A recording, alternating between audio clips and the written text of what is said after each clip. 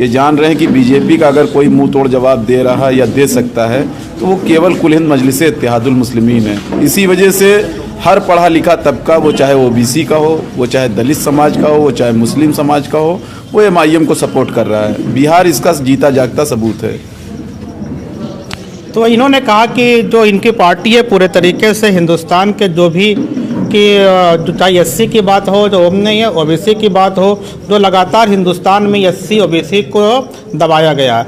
तो ये कहने का मतलब है कि ये कभी भी ये कम्युनल के बारे में बात नहीं कर रहे हैं, ये जातिवाद पे कह रहे हैं कि जो हिंदुस्तान में एससी और ओबीसी को वो मुकाम नहीं मिला जो मिलना चाहिए था। तो खैर ये तो आपके राष्ट्रीय मुद्दे की बात थी, हम बात करने चल रहे हैं लोकल में।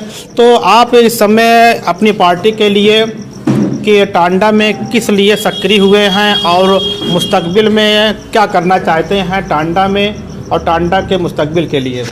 देखिए, हमारा कुल हिंद मजलिस इत्तेहादुल मुस्लिमीन का परचम पकड़ने का एक ही उपदेश था, वो हमारी कौम की पसमानदगी, जिसको देखते हुए हमने कुल हिंद मजलिस इत्तेहादुल मुस्लिमीन का परचम थामा। हम थाम तो बहुत सारी पार्टियों कर सकते थे, लेकिन उन पार्टियों में जाने से हम कौम की आवाज़ को बुलंद नहीं कर पाते। ना सपा में जा कर के बुलंद कर सकते थे, ना बसपा में जा कर के आवाज़ उठा सकते थे। इसीलिए हमने सोचा कि कम से कम ऐसी पार्टी के साथ जुड़ा जाए जिसमें बेबाकी से अपने कौम के हक हुकूक जो आइन के हिसाब से हैं उसका हम मुतालबा कर सकें, उसको हम सरकार से छीन करके अपनी कौम को दिला सकें। और सबसे पहला ध्येय हमको टांडा के लिए हमारा उद्देश्य है कि अगर कुल हिंद मजलिस इत्तेहादुल मुस्लिमीन को अल्लाह ने यहाँ से कामयाबी दी तो सबसे पहला हम एजुकेशन पे काम करेंगे, शिक्षा पे।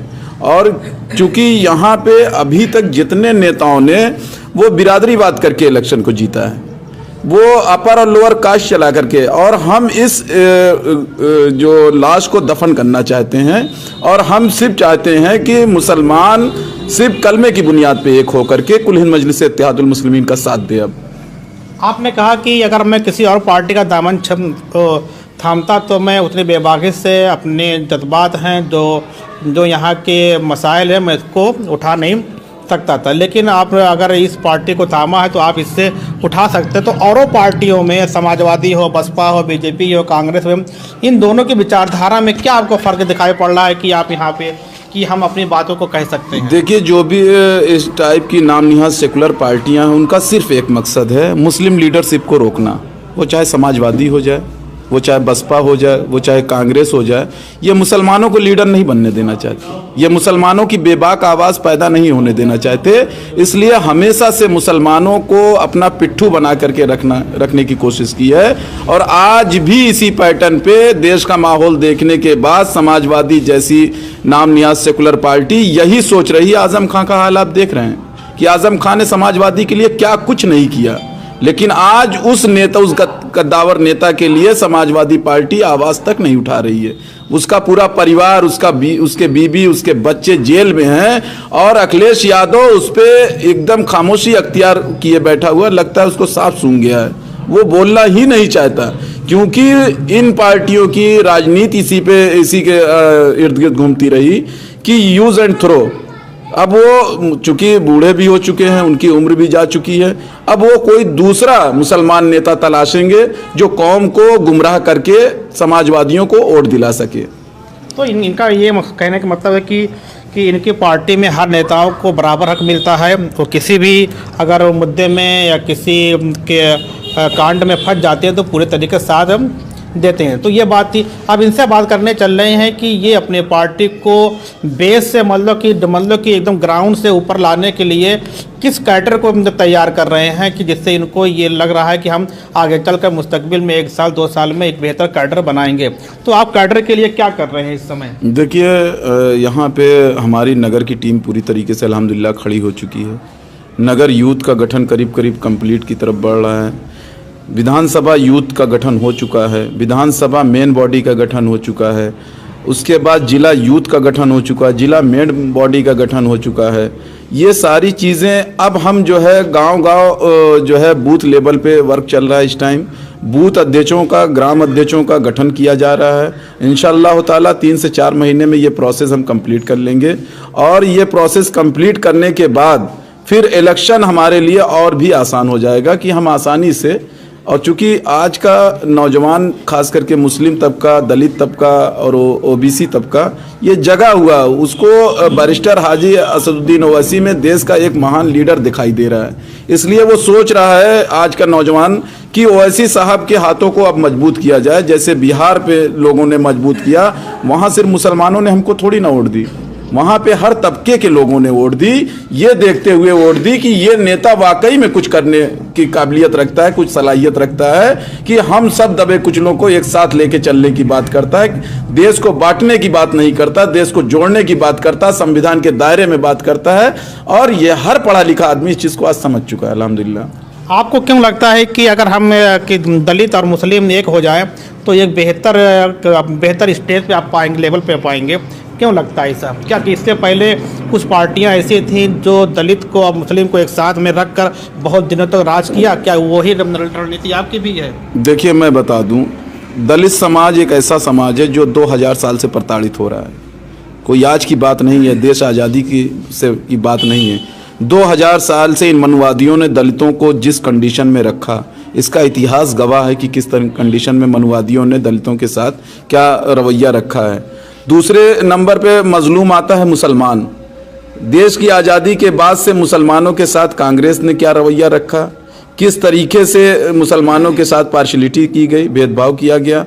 अब उसी को देखते हुए अगर हमारी परसेंटेज जोड़ ली जाए तो हम एक अच्छी सरकार देने में सक्षम हैं। अगर दलित और मुस्लिम एक प्लेटफॉर्म पे आ जाता है और साथ में ओबीसी तबका भी हमसे जुड़ता है तो फिर हमारे आगे ये मनुवादियों की चलेगी नहीं। और हर वर्ग का इंसान, हर वर्ग का व्यक्ति आज ये देख रहा है कि अगर हम ओवैसी के साथ खड़े हो जाएं तो ओवैसी ही एक इन मनुवादियों का मुंह तोड़ जवाब देने में सक्षम है। इसलिए एमआईएम का बड़ी तेजी से देश के हर कोने में, बिहार हो, बंगाल हो, उत्तर प्रदेश हो, झारखंड हो, तेलंगाना हो, हर जगह ग्राफ बढ़ रहा है। और अल्हम्दुलिल्लाह इंशाअल्लाह ताला आने वाले 2022 में हम पूरी दमखम से दलित मुस्लिम एकता के साथ चुनाव लड़ेंगे।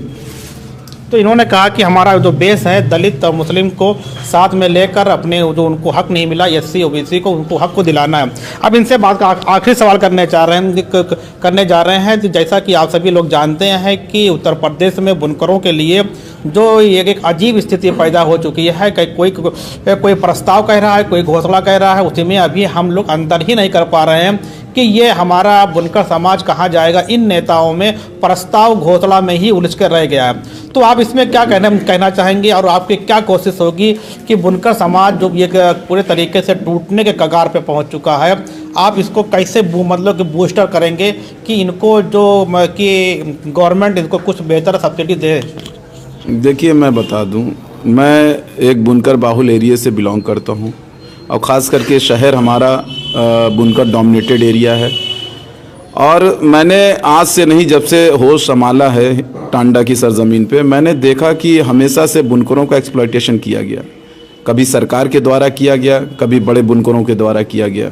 और इन बुनकरों ने अपना लीडर उन्हीं बड़े बुनकरों को बना रखा है जिनकी ये बानी चलाते हैं। तो जाहिर सी बात है, बड़ा बुनकर कभी ये नहीं चाहेगा कि छोटा बुनकर यहाँ खुशहाल हो जाए, क्योंकि अगर वो खुशहाल होता है तो इनकी हुकारी, इनकी हामी कौन भरेगा? कोई नहीं भरेगा। इसीलिए कुल हिंद मजलिस इत्तेहादुल मुस्लिमीन ने जब 9 महीने पहले मुहिम छेड़ी गरीब बुनकरों के लिए, चूँकि हम गरीबों की ही बात पहले करेंगे, क्योंकि पहले हक हुकूक अगर हम दिलाएंगे इक़्तिदार में आने या ताकत में आने के बाद या सियासी ताकत पाने के बाद, तो हम गरीबों की सबसे पहले बात करेंगे। क्योंकि जब गरीब खुशहाल रहेगा तो देश खुशहाल रहेगा, टांडा खुशहाल रहेगा, जिला खुशहाल रहेगा। और जब गरीब खुशहाल नहीं रहेगा तो कोई खुश नहीं रहेगा।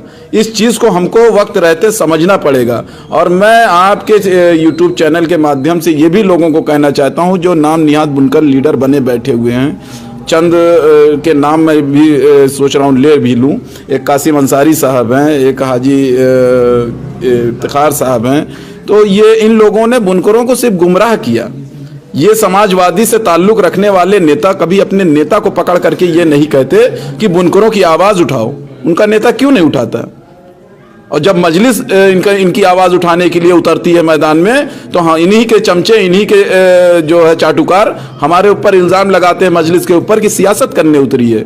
जबकि मजलिस का सीधा सा रुख यही है कि हम गरीब बुनकरों के साथ हमेशा खड़े रहेंगे। जब भी गरीब बुनकर हमको आवाज़ देगा तो कुल हिंद मजलिस इत्तेहादुल मुस्लिमीन का नगर से लेके जिला अध्यक्ष तक, और मैं खुद प्रदेश सचिव इंशाअल्लाह ताला उसके साथ खड़ा रहूँगा।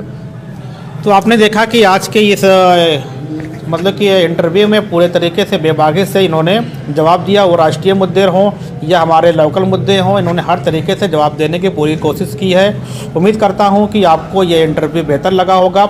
अब आप खुद समझेंगे कि आगे की आपकी रणनीति क्या होगी, आपको क्या सोचना है अपने लिए, अपने समाज के लिए।